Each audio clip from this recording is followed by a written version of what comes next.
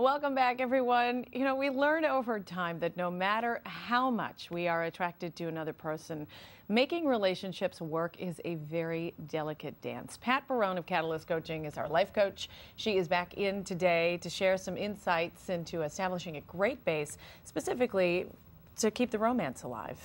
Right. You know, we tend to do one of two things with relationships. We kind of go to extremes. We get very perfectionist when we're looking for a mate, or we go the opposite way and accept too little. There's that movie, Four Weddings and a Funeral, where one of the characters says, well, I just thought I would meet a nice girl and kind of like the look of her and hope the look of me didn't make her sick. That's not the way you want to go into a relationship. No. But I brought today 8 different areas that you might want to think about.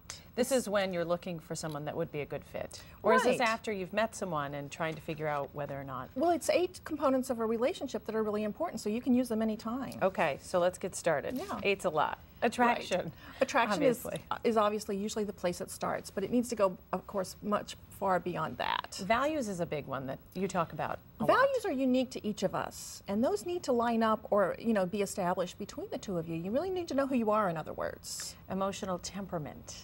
That's a big one. It is a big one. That's a big one. You know, you need to be either matched or understand the other. A drama king or a drama queen is not going to do real well with a slow, methodical thinker. Okay. Right? So how do you, let's just get through these and then we'll come back. Physical energy. Physical energy is important. It's the same thing if you have a couch potato and a marathon runner, you're going to have some conflicts. It doesn't mean you have to be matched, but you have to know that you're different. Sexual compatibility. That's, again, another obvious one where we're all really unique, and you need to see what the differences are there. Relationship goals and attitudes. Most people don't think about this very much, but we all have attitudes about relationships, and they can be quite different. If one person really wants their relationship to anchor them and let them soar off into the world, and the other one sees it more as a retreat and, you know, a safe harbor, those are different attitudes. Lifestyle?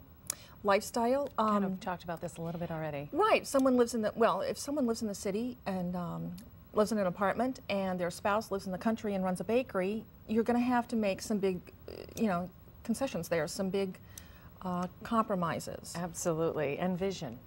Vision is an important one too, because everybody has their own vision of their life and the way they see it unfolding. And again, two people's visions don't have to be exact. They don't have to match up, but you do have to understand the other person's vision. So if you have a couple, wherever they're at and whatever their relationship is, that is really struggling to find that good place, where do they, I mean, that's a lot. Eight critical areas of a relationship to make it work. Where do you start? It is, but you know, that's what, again, coaching does.